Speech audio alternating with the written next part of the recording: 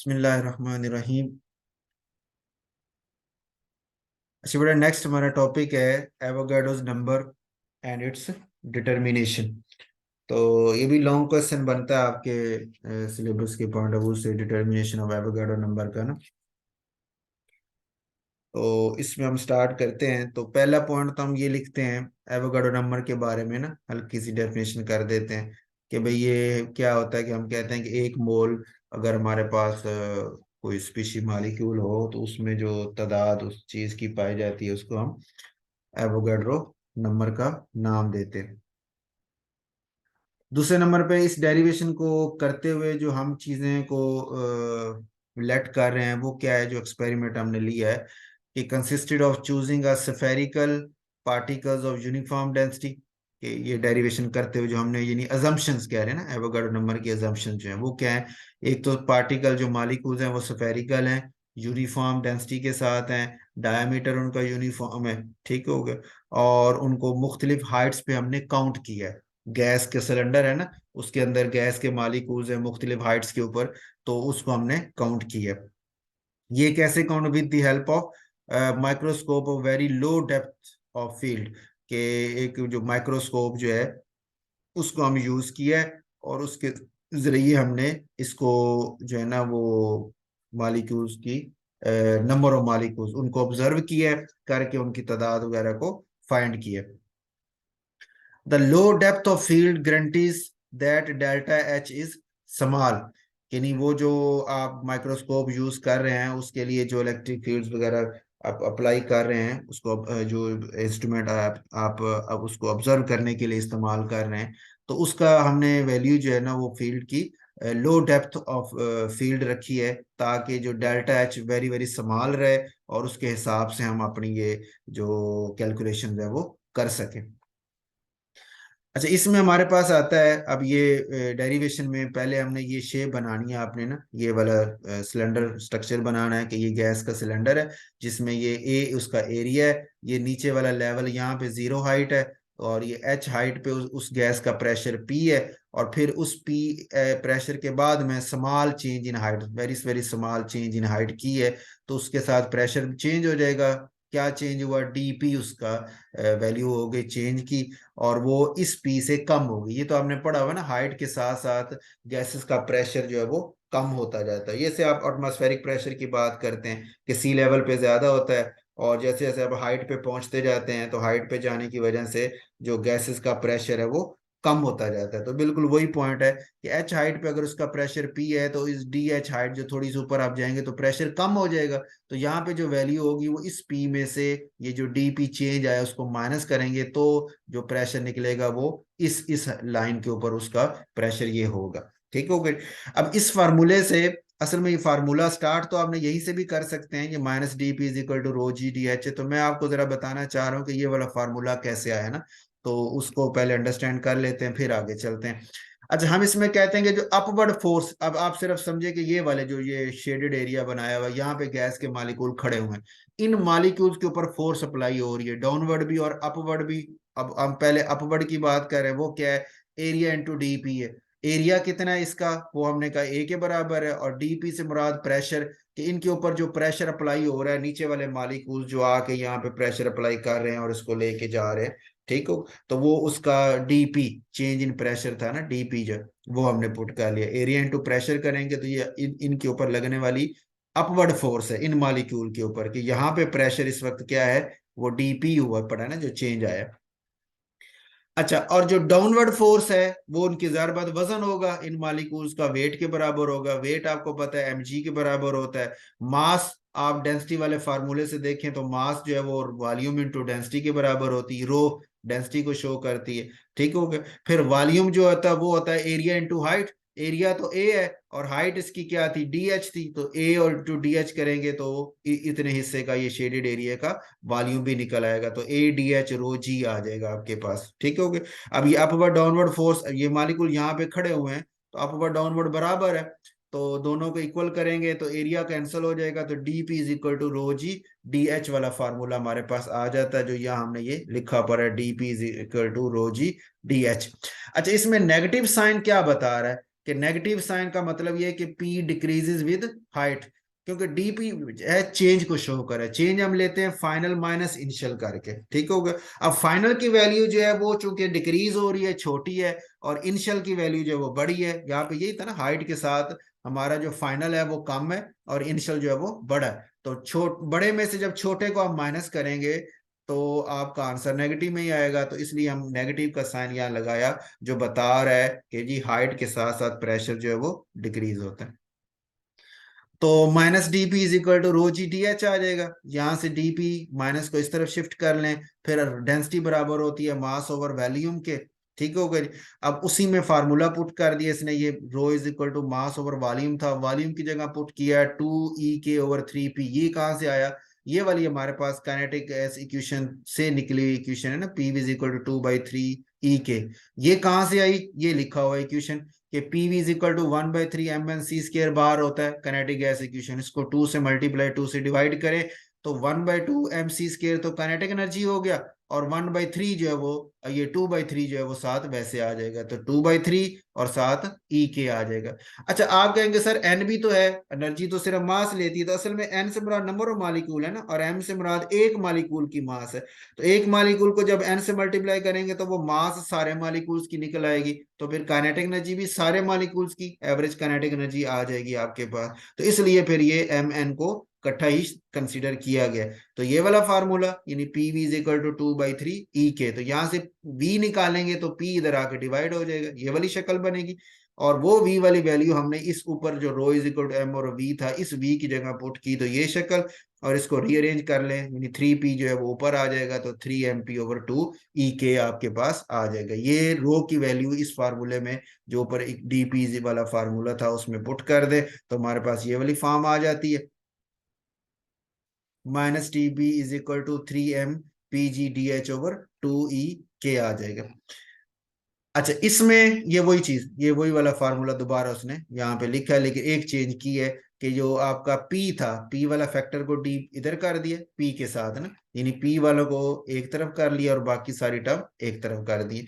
अब इसको हम कर रहे हैं इंटीग्रेशन। इंटीग्रेशन क्या कर रहे हैं कि भाई जब हाइट उसकी 0 थी तब उसका प्रेशर P0 था गैस का, यानी ये इस जगह हाइट 0 पे खड़े हैं तो सारी की सारी गैस का प्रेशर आ रहा है, असल जो उसका प्रेशर से P0 कह रहे हैं। और जब आप हाइट H पे खड़े हुए हैं तो उस वक्त जो प्रेशर होगा वो जाहिर बात है उससे कम होना है, उसको हम नाम दे रहे हैं P का, ठीक हो गया। तो यहाँ ये लिखा है कि सपोज करें कि P0 प्रेशर है 0 हाइट पे और P प्रेशर है H हाइट के ऊपर, तो आपका फिर ये P0 से P आप मूव कर रहे हैं और इधर से हाइट 0 से H मूव कर रहे हैं, तो प्रेशर में क्या चेंज आ रही है वो सारी सम अप करके हम आंसर लेना चाह रहे हैं, इसलिए उसकी इंटीग्रेशन कर लिए। अच्छा, इसका अब क्या आंसर आता है? ये हमने पीछे भी बात की थी कि नीचे एक टर्म हो और उसका पावर 1 के साथ और उसका डेरिवेटिव ऊपर मौजूद हो, तो इंटीग्रेशन जब अप्लाई होती है तो उसका आंसर नेचुरल लॉग आता है। तो इसका यानी dP/P का आंसर नेचुरल लॉग P आ जाएगा। ये साथ माइनस तो बाहर निकल जाएगी, वो वैसे ही मौजूद है, तो नेचुरल लॉग ऑफ P। और इसकी जो आपकी लिमिट्स हैं वो P ऊपर वाला जो है वो ऊपर ही लिखते हैं, नीचे वाले को नीचे ही लिखा जाता है, तो P और P0 वैसे ही आ जाएंगे। और इसी तरह जो आपकी राइट साइड है वहां पे जो इंटीग्रेशन और डेरिवेटिव एक दूसरे के उल्ट होते हैं, तो डी और इंटीग्रेशन कैंसिल हो जाएंगे, सिर्फ एच बचेगा। एच का ये एच और 0 वैसे का वैसे आ जाएगा। इनकी वैल्यूज पुट कर लें, तो वैल्यूज पुट करेंगे तो आपके पास ये फॉर्म ऐसे आएगी कि नेचुरल लॉग ऑफ पी, यानी पी पहले पुट करेंगे माइनस फार्मूले का, और फिर P0, पी की जगह P0 पुट कर देंगे। इसी तरह यहाँ पे एच पहले पुट करेंगे, फिर माइनस एच की जगह 0 पुट करेंगे, तो ये वाली फॉर्म आ जाएगी, ये तो एच ही रह जाएगा। और ये वाला natural log P minus natural log P0, अब बाद जो माइनस था उसको अंदर मल्टीप्लाई कर दें तो ये माइनस प्लस हो जाएगा, और पहले वाला जो प्लस था वो माइनस हो जाएगा। अब दो लॉग इकट्ठे करें तो आपको पता है कि जो माइनस वाला होता है वो डिवाइड में आ जाता है, तो नेचुरल लॉग P0/P आ जाएगा। ये आपका 3mOmgH/2E बराबर आ जाएगा। अच्छा, अब ये प्रेशर को हम नंबर ऑफ मॉलिक्यूल से रिप्लेस कर सकते हैं, क्योंकि आपको पता है जो प्रेशर होता है वो नंबर ऑफ मॉलिक्यूल्स के डायरेक्टली प्रोपोर्शनल होता है, तो P0 की जगह N0 आ गया और P की जगह N आ जाएगा। तो ये सिर्फ उसको डायरेक्टली प्रोपोर्शनल होने की वजह से हमने सिर्फ उसको चेंज कर दिया, उसका सिंबल चेंज कर दिया, ठीक हो गया। अब अगला पॉइंट है दो जुमले यहाँ इस इक्वेशन के बाद आपने दो जुमले लिखने। एक ये कि जो अबव इक्वेशन है वो डिस्क्राइब कर ली है vertical distribution of molecules. Vertical distribution थी ना सिलेंडर में, ऊपर से ये ऊपर से नीचे की तरह ना, वर्टिकल डिस्ट्रीब्यूशन ऑफ मॉलिक्यूल को वो एक्सप्लेन कर रही है under the influence of gravity, क्योंकि ये जी वगैरह इसमें मौजूद है, तो ग्रेविटी के इन्फ्लुएंस में वो कैसे डिस्ट्रीब्यूट हो रहे हैं इस चीज को ये एक्सप्लेन कर रही है। फिर वो कहता है कि ये वाली जो इक्वेशन है ये अप्लाई हो सकती है जिस तरह लिक्विड के अंदर भी छोटे छोटे माइक्रोस्कोपिक पार्टिकल सस्पेंड होते हैं ना, तो बिल्कुल ये वही वाली बात है, उस पे ये भी ये अप्लाई या वही वाला केस बन जाता है।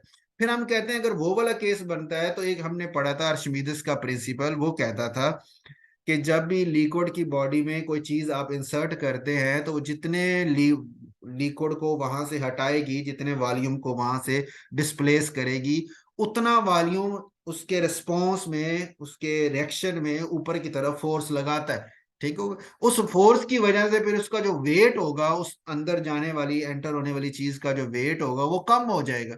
तो इसलिए इसने कहा कि ये जो एम जी आपने लिखा हुआ है, इस एम जी की जगह ये वाला फार्मूला पुट होना चाहिए, जो कि आर्शिमीदेस प्रिंसिपल को कंसीडर कर रहा है कि अपवर्ड जो थ्रस्ट लगी है ना नीचे से, जब वो बॉडी मालिक्यूल नीचे गए हैं तो नीचे से वाले मालिक्यूल को उन्होंने अपनी जगह से हटाया, तो हटने वालों ने रिस्पॉन्स में ऊपर की तरफ फोर्स लगाई है, तो इस इन जाने वालों का वजन जो है वो पहले की निस्बत से कम हो जाएगा, क्योंकि नीचे वाले जो ने जो फोर्स लगाई है उन्होंने वजन को किसी हद तक बैलेंस भी कर दिया।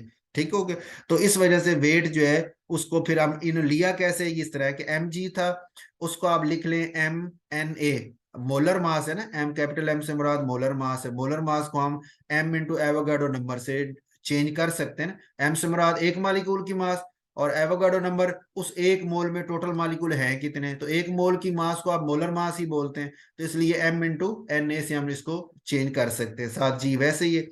अच्छा, अब ये होना तो ये चाहिए था, लेकिन हमने कहा नहीं ये नहीं, एम एन ए जी में से माइनस करें, किसको माइनस करें, उतनी वॉल्यूम को, उतनी मास को माइनस करें जो कम हो गई है। कम क्यों होगी है कि नीचे से एक अप थ्रस्ट फोर्स लगी थी, उसको कैसे हमने लेके आए हैं कि एम एन ए इंटू जी को मल्टीप्लाई करें रो प्राइम ओवर रो से, रो प्राइम ओवर रो से क्या मुराद है, ये नीचे लिखा हुआ है कि रो और रो प्राइम क्या है, डेंसिटीज ऑफ द पार्टिकल्स, रो से मुराद डेंसिटी ऑफ द पार्टिकल है, और रो प्राइम से मुराद डेंसिटी ऑफ द मीडियम है, उस मीडियम जिसके अंदर बॉडी इंसर्ट हुई है।